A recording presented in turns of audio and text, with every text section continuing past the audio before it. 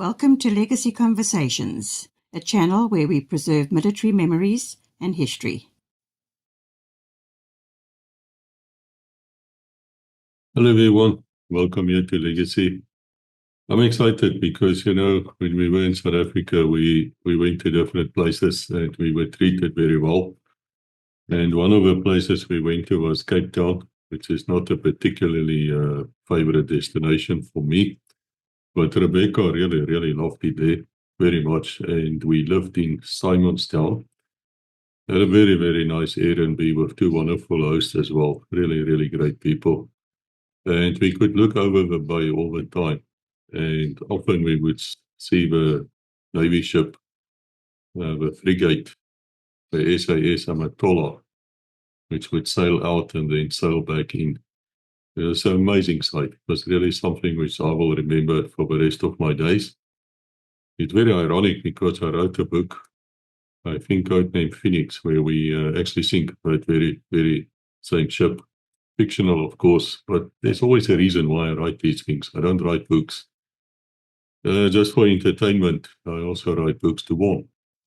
And it is so that I became aware of plans which terrorists have to actually sink such ships, to get the old Q ship principle back into a fore. It wasn't used for a couple of decades, but the idea would be to get this ship close, and if you can get it close enough, you open fire. Well, it's got no armor, and if you hit the right spots and you can take out the essential spots on it with anti-tank rockets, I'm fairly convinced that you can actually severely damage such a ship, even sink it. It's possible. That's why I wrote the book. It's to warn. But I was very glad to see the ship still sailing around. I'm proud of our Navy, man. I really love our Navy. I have no problem with the Navy.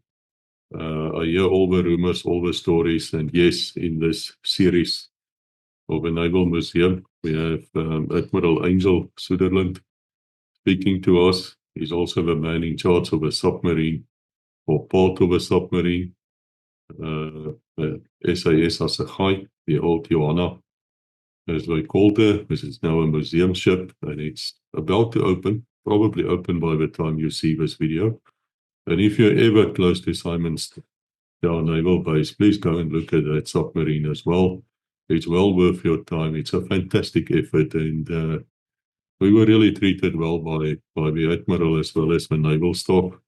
We had no problems whatsoever. At one stage, we got lost, and we ended up with a Navy diving school, or where they train the divers anyway. Very fit-looking men standing around there, I must tell you. And totally professional, of course, what you expect of a Navy.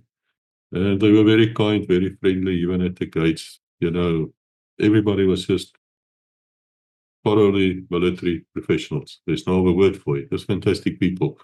I understand now if you wish to join the South African Navy, which is small, but professional, once again, that word, you need to have mathematics as well as science at a fairly high degree.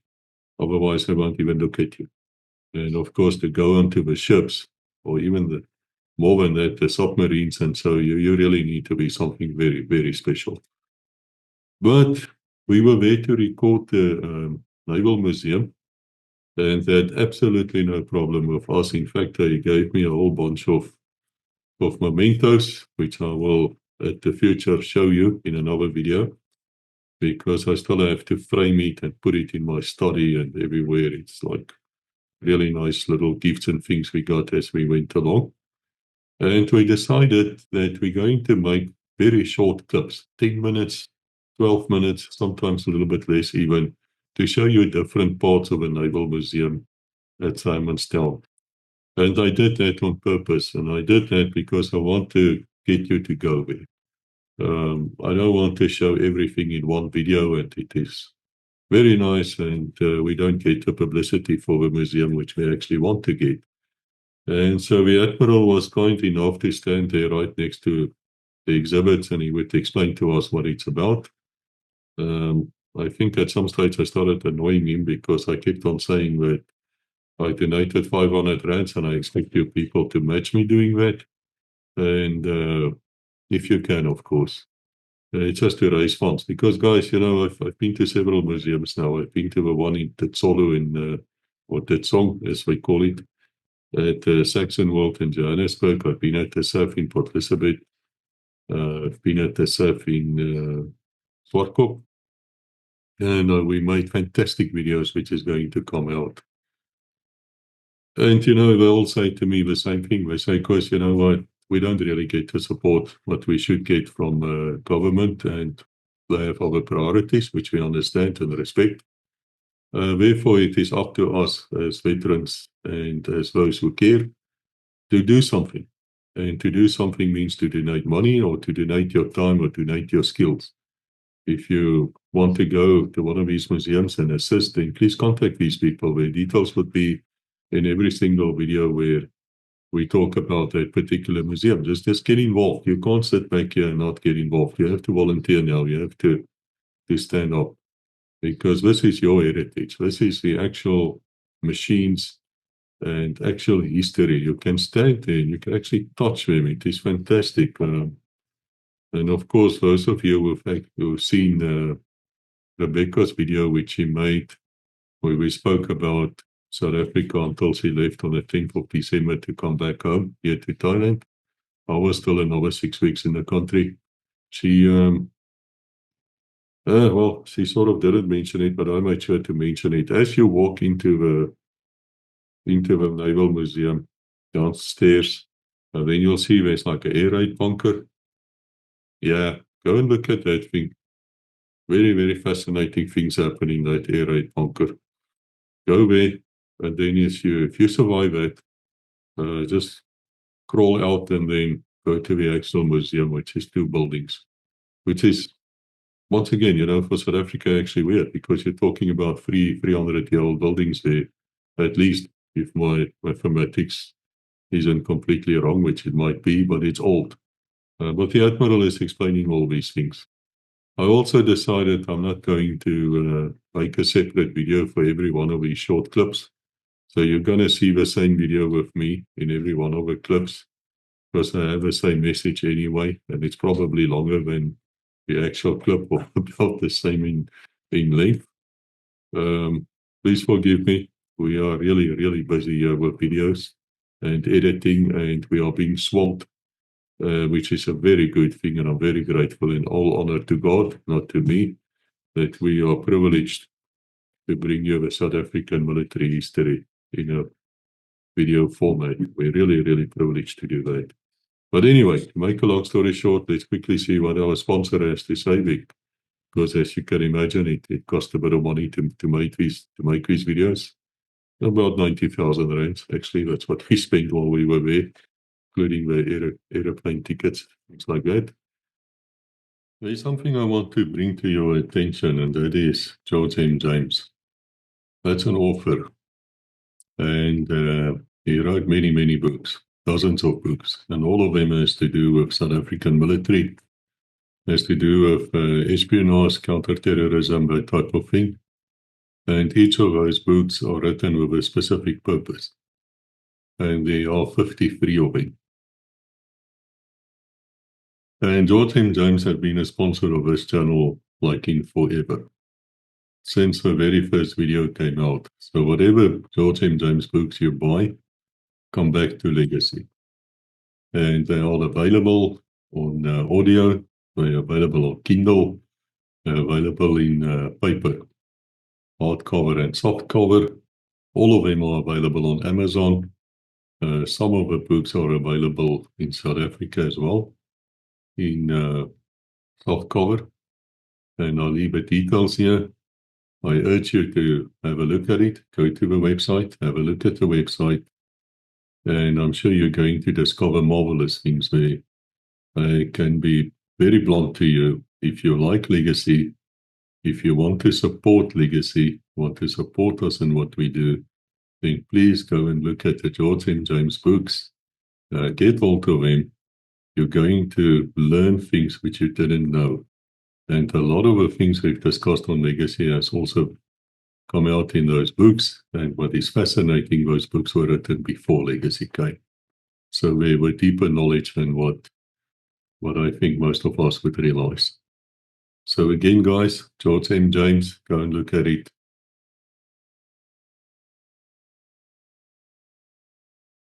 Okay, hello Internet. We're excited. We're here at the next episode. And we're standing here with the Admiral again at the Fleet Museum in Simonstown, the Navy Museum. Please come and visit it if you can. If it's possible, please come here. There's a lot of things we're not showing you. But this fascinated me. What am I looking at? What is this? This is the Scorpion missile as carried by our strike craft. It was the first missile we ever had in the Navy. It's a surface-to-surface missile. It's for basically sinking of other ships or anything on the surface that we can track. We carried 6 of them normally, 4 to 6, 4 in peacetime, 6 was our load. We could take up to 8, and you can see them on the stern of one of our strike craft over there. And these are the strike craft that used to carry them. It was a very good missile. It's based on the Gabriel missile, and it's a very effective one in that it was a semi-active one. So it didn't have a radar in its head which could be jammed. We actually locked on with a fire control radar. It then picked up the returning signal and it used that for commands, etc. So it could not be lured away like some of the modern ones by jamming their heads. Very effective. Its effective range was up to 18 kilometers. It could go a bit further.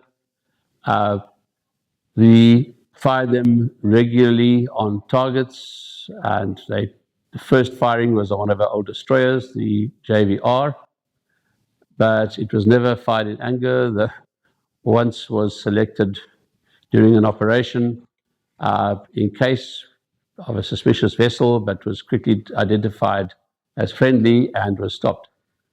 They were kept safe at all times because we had a critical cable which we only connected once we went into the operational zone and once we were told we could fire. The rules of engagement are very strict for navies because when you're in a naval vessel, you can't pick up the phone and phone somebody. We were under radio silence during operations as well. So you had to have strict rules which allowed the captain latitude to take a decision. And if it didn't give that, you couldn't do it. So the connection of the J6, I can't remember the number now, it's a little bit back in my history. You only connected once we were north of our border and in a hostile environment. And who can give an order to do that? The rules of engagement come from whoever orders the mission, which normally means it's got cabinet sanction. What's the war rate? How much explosives? I knew you were going to ask me that, and I'm trying to think. I think it's about 200 kilograms.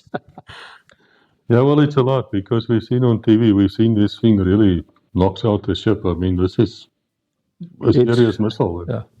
If it hits an empty ship like the JVR, it causes a bit of a fire, but its main effect is it shocks the ship, a living ship, and it'll put most of its systems, take them out.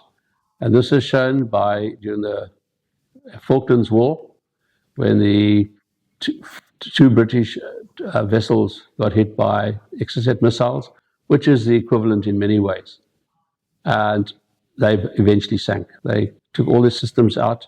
And if you haven't got pumps, etc., and things working, you don't survive. I'm sure you said this, but this is sea skimming. That's what, and that means it's low. It's sea skimming. It goes in, tries to keep a mean height of about 2 meters above the sea level. It starts at a bit higher, about 18 meters, then drops down to that for the homing phase, which means it's very difficult to pick up in those days. Nowadays, you've got new radars, etc. Nothing is impervious. Well, this is very fascinating. Guys, again, there's so many things we can see. Please come and visit. And I'll conclude this one here. Thank you, Admiral.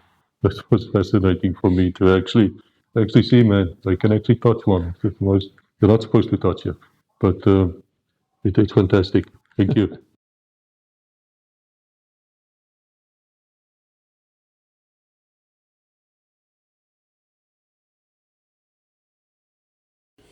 Thank you for watching. Please like, subscribe, and ring the bell to receive notifications.